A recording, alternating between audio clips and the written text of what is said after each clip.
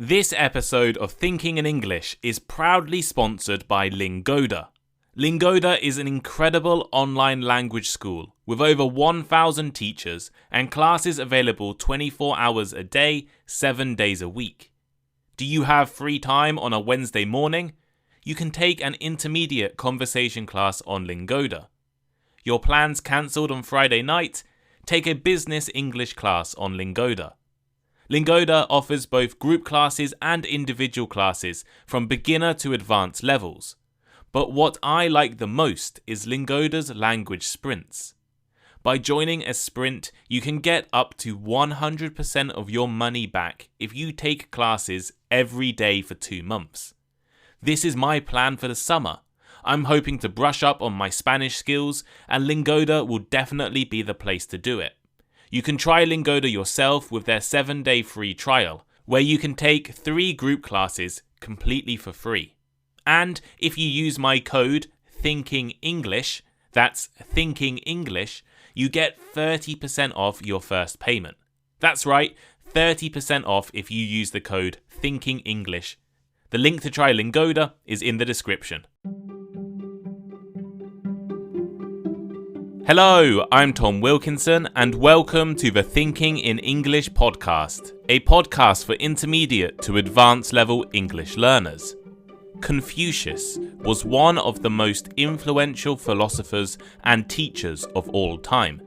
Today, I want to examine his approach to education and learning and see if there are any lessons we can all learn from him. You can find the full transcript for this episode for free over on the Thinking in English blog. Check out my YouTube channel and Instagram page, both called Thinking in English. Join my conversation club for bonus episodes and regular English practice. And thank you to LINGODA for sponsoring this episode. Confucius, also known as Kongzi, was a Chinese philosopher, teacher, and political figure who lived from 551 to 479 BCE. He is widely regarded as one of the most influential thinkers in Chinese history, and the founder of Confucianism, a philosophical and ethical system that has had a profound impact on Chinese culture and society. Confucius was born in the state of Lu, in what is now modern-day Qufu, Shandong province in China. His father died when he was young, and he was raised by his mother and older siblings. Despite his humble beginnings, Confucius was a highly intelligent and ambitious young man who aspired to become a great statesman and scholar. He began his career as a government official in his early 20s, serving in a variety of roles before eventually becoming a magistrate in his hometown of Qufu. After becoming disillusioned with the corrupt and inefficient government of his time, Confucius began to focus on his teaching and writing. Traveling throughout China, teaching and spreading his philosophy to anyone who would listen, he attracted a large following of students who admired his wisdom and charisma. Many of his teachings were recorded in the Analects, a collection of his sayings and conversations with his disciples. Confucius believed that society should be based on a strict moral code of conduct, with individuals striving to be virtuous and fulfill their social responsibilities. He emphasized the importance of education, self-improvement, and respect for authority, and his teachings stressed the value of social harmony and the role of government in promoting the common good. Despite his influence and popularity, Confucius was never able to achieve his dream of becoming a statesman. He died in 479 BCE at the age of 72 and was buried in a grand tomb in Qufu. His teachings and legacy, however, have continued to shape Chinese culture and society for over 2,000 years, and he remains one of the most revered figures in Chinese history. Confucianism is the ideas of Confucius. It is a complex and multifaceted philosophy. Its teachings are centered on the idea of personal and societal improvement through the cultivation of virtuous behavior and ethical conduct, Confucianism emphasizes the importance of education as a means of achieving personal and societal improvement, with an emphasis on the pursuit of knowledge and practical experience. One of the core teachings of Confucianism is the belief in social harmony and the promotion of the common good. Confucian thought emphasizes the importance of respecting others and fulfilling one's social responsibilities, as well as the role of the government in promoting social harmony, ensuring the well-being of its citizens. Another important aspect of Confucianism is its emphasis on respect for authority and tradition. Confucian teachings stress the importance of following the customs and traditions of one's ancestors, as well as the need to respect and obey authority figures. This has helped to shape Chinese society into a hierarchical and orderly system, with a strong emphasis on respecting and following the rules. According to Confucius, learning is a lifelong pursuit that requires dedication and persistence. And some of his teachings can be applied to English learning, or language learning in general. Confucianism's focus on practice and repetition is highly relevant to language learning. Learning is viewed as a process of continual improvement, achieved through consistent practice and repetition. This approach is highly applicable to language learning, as it requires consistent practice and repetition to achieve proficiency. Moreover, Confucianism promotes the idea of learning by doing. It emphasizes the importance of hands-on experience, as opposed to simply memorizing information. This approach is highly applicable to language learning, as it requires practical experience and application to achieve mastery. Confucianism encourages language learners to engage in conversations, read and write in your target language, and immerse yourself in the language as much as possible. Confucianism also emphasizes the importance of social harmony and respect for others. In English learning, this means being respectful and open-minded towards people who speak different languages and have different cultural backgrounds. Confucianism promotes the idea of embracing diversity and learning from others, which is also highly relevant to language learning. So next, I want to take a look at a few famous quotes attributed to Confucius and discuss how they can be a motivational and inspirational tool for all of us. Isn't it a pleasure to study and practice what you have learned? Isn't it also great when friends visit from distant places? The first quote attributed to Confucius that I think could prove useful to English learners is, "Isn't it a pleasure to study and practice what you have learned? Isn't it also great when friends visit from distant places?" Studying and practicing a language can be a challenging and time-consuming task, but it is also an opportunity for personal growth and development. By taking pleasure in the learning process and finding joy in the progress that is made, you can stay motivated and engaged in your studies.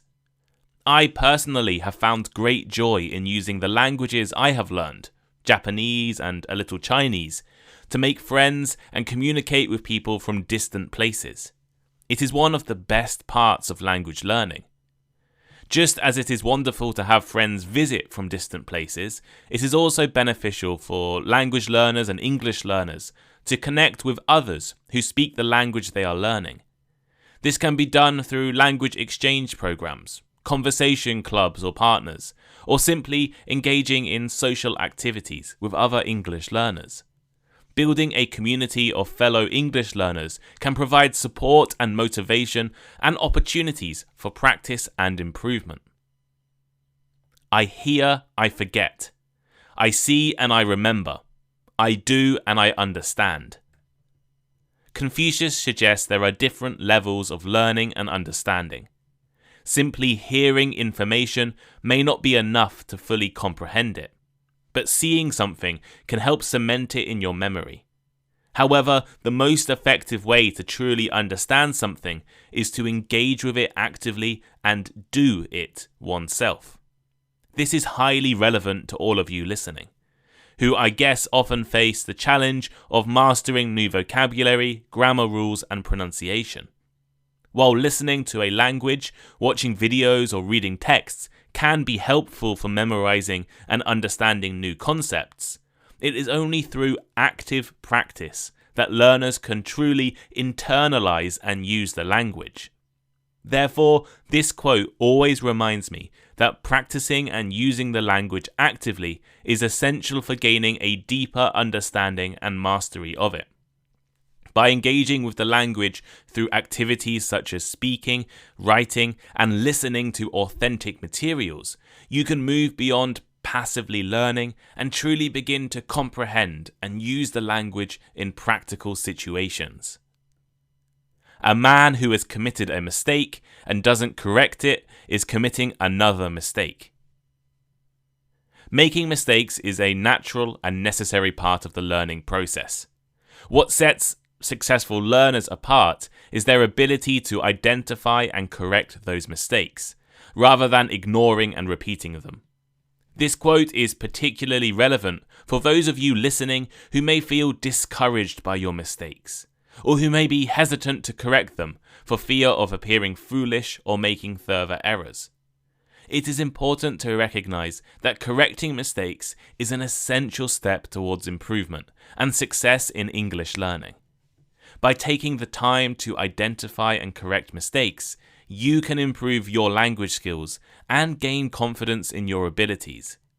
This may involve seeking feedback from others like teachers or tutors, practicing speaking and writing regularly, and being willing to learn from your own mistakes. By 3 methods we may learn wisdom. First, by reflection, which is noblest. Second, by imitation, which is easiest. And third, by experience, which is the bitterest. Confucius believes there are 3 routes to wisdom. The first method, reflection, is described as the noblest way to learn wisdom. This involves taking the time to think critically and deeply about a subject or experience, and analyzing it from different perspectives. In the context of English learning, reflection may involve analyzing your own language use, identifying areas for improvement, and setting goals for the future. The second method, imitation, is described as the easiest way to learn wisdom. This involves observing and emulating the behavior and language use of others. In language learning, imitation may involve listening to and repeating native speakers, or studying examples of well-written texts in order to improve your own writing skills. And finally, the third method, experience, is described as the bitterest way to learn wisdom. This involves learning through trial and error, and often involves making mistakes and facing challenges, hence why it is the bitterest, lots of challenges. For those of you listening, experience may involve practicing speaking and writing skills in real-life situations, or learning from the mistakes made during language use. You can all benefit from incorporating all 3 methods into your learning process, whether it be through self-reflection, observation, copying native speakers, or practicing language use in real life. When you see a worthy person, endeavor to emulate him. When you see an unworthy person, then examine your inner self. The first part of the quote, when you see a worthy person, endeavor to emulate him, encourages you to seek out and observe people who you admire and who you consider to be worthy. By emulating the behavior, language use, or work ethic of those people, you can strive to improve your own skills and become more like the people you admire. The second part of the quote, when you see an unworthy person, then examine your inner self, encourages you to examine your inner selves when you encounter people who you consider to be unworthy. This means reflecting on your own behavior and your own values in comparison to the actions of the people you are observing. In doing so, English learners can identify areas for self-improvement and work towards becoming better versions of themselves. By seeking out and emulating native speakers or proficient English speakers, learners like you can develop language skills more effectively. Similarly, by examining your own language use and reflecting on areas for improvement, you can work towards becoming more proficient and fluent in English. The essence of knowledge is having it to apply it, not having it to confess your ignorance. As a language learner, the quote, "the essence of knowledge is having it to apply it, not having it to confess your ignorance," can serve as an important reminder of the value of practical application and humility in the pursuit of knowledge. In terms of practical application, it's not enough to simply have knowledge. It must also be used in order for you to truly understand and benefit from it. This applies to language learning really well. It's not enough to just memorize vocabulary and grammar rules, but actively use them in conversations, writing, and other contexts. At the same time, the quote highlights the importance of recognizing your own limitations and being willing to admit when you don't know something. This humility allows us to continue learning and growing, rather than becoming complacent and stagnant in our own knowledge. It does not matter how slowly you go, as long as you do not stop. Progress can be made even if it's slow, as long as you don't give up completely. I know that many of you may feel frustrated with your progress or overwhelmed by the amount of knowledge you need to acquire to become fluent in English. Confucius tells us that even small steps can eventually lead to success. Learning a new language is not easy, and it takes time and effort. This quote encourages you to keep going, even if you encounter difficulties or setbacks. As language learners, we can take this quote as a reminder to stay committed to our goals and not give up, even if our progress seems slow. We can appreciate the small steps we take and trust that they will eventually add up to significant progress. With perseverance and hard work, we can achieve our language learning objectives. So they were some useful quotes from Confucius. But while Confucianism has had a profound impact on Chinese culture and society, its teachings have also been the subject of controversy and debate. One of the main controversies surrounding Confucianism is its focus on tradition and authority, which some people argue can harm creativity and innovation. Others argue that Confucian teachings can promote social conformity and discourage individuality, which can limit personal freedom and expression. Some people argue Confucian teachings reinforce social inequality and privilege, and can limit opportunities for people who are not born into privileged families. And Confucian teachings can be seen as reinforcing gender roles and stereotypes, which can be seen as limiting opportunities for women. When it comes to language learning, Confucian teachings can be both helpful and hindering. On the one hand, Confucianism emphasizes the importance of education and the pursuit of knowledge, which can encourage individuals to study and learn a new language. On the other hand, Confucian teachings can also reinforce the importance of following traditional methods and learning from authority figures, which may not always be the best approach to language learning. As with all philosophies and philosophers from the past, it is best to approach their ideas and wisdom with a critical perspective.